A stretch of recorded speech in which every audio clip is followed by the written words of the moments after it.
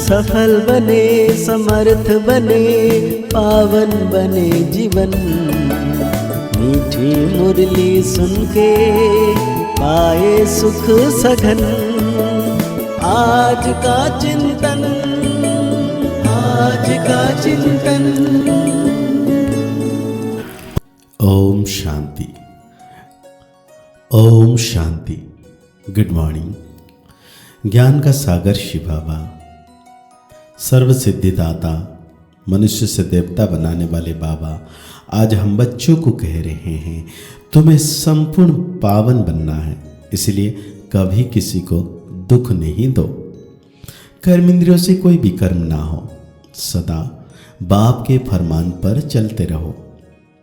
साथ में बाबा आज हम बच्चों को पूछ रहे हैं पत्थर से पारस बनने की युक्ति क्या है, कौन सी बीमारी इसमें विघ्न रूप बनती है।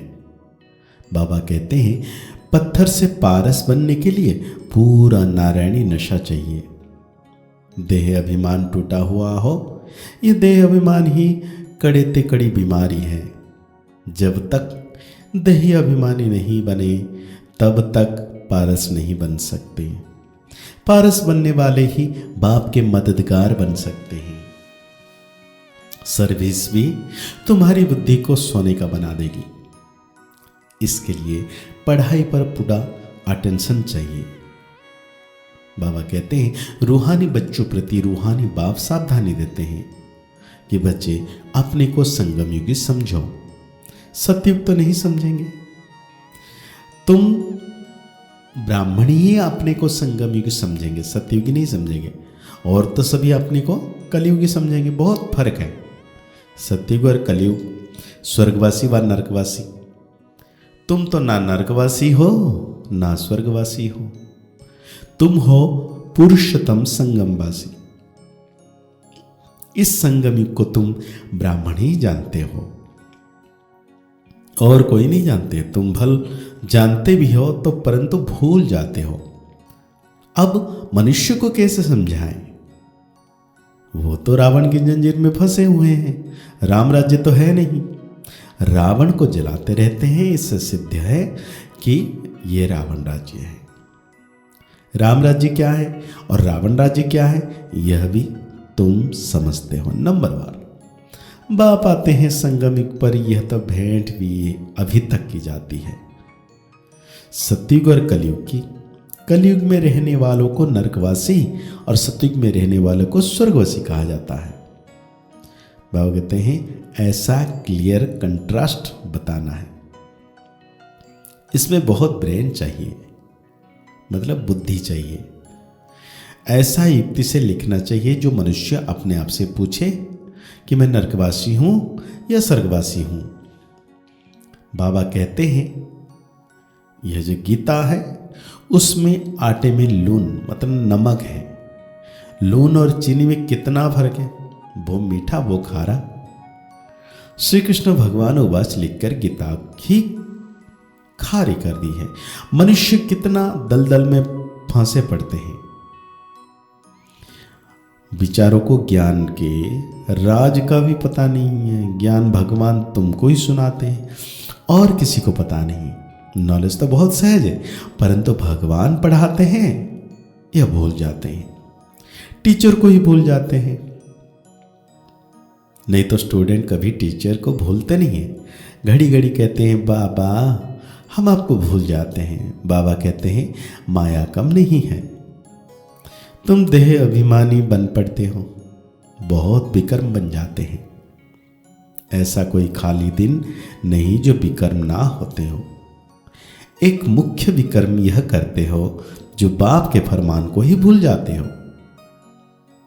बाबा कहते हैं बाप का फरमान है मन मना भव, अपने को आत्मा समझो। यह फरमान मानते नहीं है तो जरूर विकर्म होगा, बहुत पाप हो जाते हैं।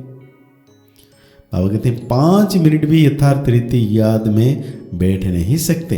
अगर सारा दिन याद में रहे फिर तो कर्मातीत अवस्था हो जाए। बाप ने समझाया है, इसमें मेहनत है।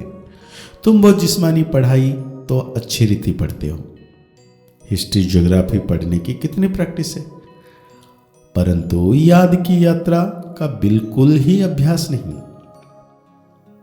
अपने को आत्मा समझ बाप को याद करना यह नई बात। विवेक कहता है ऐसे बाप को तो अच्छी रीति याद करना चाहिए। थोड़ा टाइम निकालो, रोटी टुकड़े खाते हो, वो भी बाबा की याद में। जितना याद में रहेंगे उतना पावन बनेंगे। ऐसे बहुत बच्चे हैं जिनके पास इतने पैसे हैं जो ब्याज मिलता रहे। बाप को याद करते रोटी टुकड़े खाते रहे बस, परंतु माया याद करने नहीं देती। कल पहले जिसने जितना पुरुषार्थ किया है उतना ही करेंगे। टाइम लगता है, कोई जल्दी दौड़ी लगाकर पहुंच जाए ये हो ना सके। माने जल्दी, क्योंकि सभी रेस कर रहे हैं ना, कोई आगे दौड़ जाए पहले पहुंच जाए ऐसा नहीं हो सकता है। बाबा कहते हैं तो यह कंट्रास्ट की बातें अच्छी रीति से लिखना चाहिए। श्री कृष्ण पूरे 84 जन्म लेते हैं और श्री पुनर्जन्म नहीं लेते हैं। वो सर्वगुण संपन्न देवता है, यह तो है ही बाप। तुमने देखा है पांडवों के चित्र कितने बड़े बड़े बनाए हैं। इसका मतलब यह है कि वो इतनी बड़ी विशाल बुद्धि वाले थे। बड़ी बुद्धि थी, उन्होंने फिर शरीर को बड़ा बना दिया है। तुम्हारी जैसी विशाल बुद्धि और कोई हो ना सके। बाबा कहते हैं तुम्हारी है ईश्वरीय बुद्धि। भक्ति में कितने बड़े बड़े चित्र बनाकर पैसे बर्बाद करते हैं, कितने वेद शास्त्र उपनिषद बनाए, अपना खर्च किया। बाप कहते हैं तुम कितने पैसे कमाते हो। बेहद का बाप उल्हना देते हैं। तुम फील करते हो बाबा ने पैसे बहुत दिए, राजयोग सिखलाकर राजाओं का राजा बनाया। वो जिस्मानी पढ़ाई पढ़कर वरिष्ठ आदि बनते हैं, फिर उससे कमाई होती है। इसीलिए कहा जाता है नॉलेज सोर्स ऑफ इनकम। ये ईश्वरीय पढ़ाई भी सोर्स ऑफ इनकम है, जिससे बेहद की बादशाही मिलती है। भगवत रामायण आदि में कोई नॉलेज नहीं है, एम ऑब्जेक्ट ही कुछ नहीं। बाप जो नॉलेजफुल है वो बैठ तुम बच्चों को समझाते हैं। यह है बिल्कुल नई पढ़ाई। वो भी कौन पढ़ाते हैं? भगवान। नई दुनिया का मालिक बनाने के लिए पढ़ाते हैं। इन लक्ष्मी नारायण ने यह पढ़ाई से ऊंच पद पाया है। तो बाबा कहते हैं बाप भी व्यापारी है। जो होशियार होंगे वो अच्छा व्यापार करेंगे। बाप कितना फायदा में ले जाते हैं। झुंड इकट्ठा आए तो बोलो फॉर्म अलग अलग भरना है। अगर सब रिलीजियस माइंड हो तो इकट्ठा बिठाकर पूछना चाहिए, गीता पढ़िए, देवताओं को मानते हो?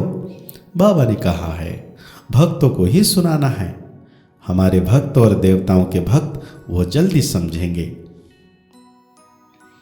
पत्थर को पारस बनाना कोई मासी का घर नहीं है। देह अभिमान कड़े कड़ी बहुत गंदी बीमारी है। जब तक देह अभिमान नहीं टूटा है तब तक सुधरना बड़ी मुश्किल है। इसमें तो पूरा नारायणी नशा चाहिए। हम अशरीर आए, अशरीर बनकर जाना है। यहां क्या रखा है? बाप ने कहा मुझे याद करो, इसमें ही मेहनत है, बड़ी मंजिल है।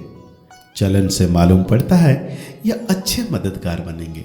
कल अब पहले मिसल। तो आज बाबा हम बच्चों को धारणाओं में कहते हैं मनसा वाचा कर्मणा पवित्र रहना है। कर्म इंद्रियों से कोई भी कर्म ना हो, इसकी संभाल करनी है। आत्मा को कंचन बनाने के लिए याद में जरूर रहना है। देह अभिमान की कड़ी बीमारी से छूटने के लिए नारायणी नशे में रहो। अभ्यास करो हम अशरीर आए थे, अब अशरीर बनकर वापस जाना है। तो आज बाबा हम बच्चों को वरदान दे रहे हैं योग करने और कराने की योग्यता के साथ साथ प्रयोगी आत्मा भव। बाप दादा ने देखा बच्चे योग करने और कराने दोनों में होशियार हैं। तो जैसे योग करने और कराने में यज्ञ हो, ऐसे प्रयोग करने में योग्य बनो और बनाओ। अभिप्रयोगी जीवन की आवश्यकता है। सबसे पहले चेक करो कि अपने संस्कार परिवर्तन में कहां तक प्रयोगी बने हैं, क्योंकि श्रेष्ठ संस्कार ही श्रेष्ठ संसार की रचना की नींव है। अगर नींव मजबूत है तो अन्य सब बातें स्वतः मजबूत हुई पड़ी है। तो आज बाबा हम बच्चों को स्लोगन दे रहे हैं, अनुभवी आत्माएं कभी वायुमंडल व संघ के रंग में नहीं आ सकती। आज अव्यक्ति इशारा बाबा दे रहे हैं, अव्यक्ति साइलेंस द्वारा डबल लाइट फरिश्ता स्थिति का अनुभव करो।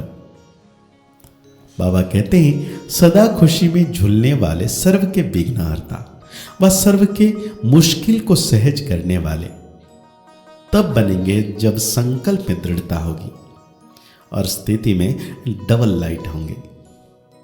मेरा कुछ नहीं, सब कुछ बाप का है। जब बोझ अपने ऊपर रखते हो तो सब प्रकार के विघ्न आते हैं, मेरा नहीं तो निर्विघ्न। तो आज के मुरली के अनुसार मैं राजयोगी प्रयोगी आत्मा हूं, सो मान लेना है। मुरली को और गहरी रीति से चिंतन करते हुए निरंतर सर्वशक्तिवान मीठे बाबा की याद में रहना है। मुस्कुराते रहिए, आगे बढ़ते रहिए, पुरुषार्थ करते रहिए। खुश रहें, स्वस्थ रहें, मस्त रहें। ओम शांति, ओम शांति, ओम शांति।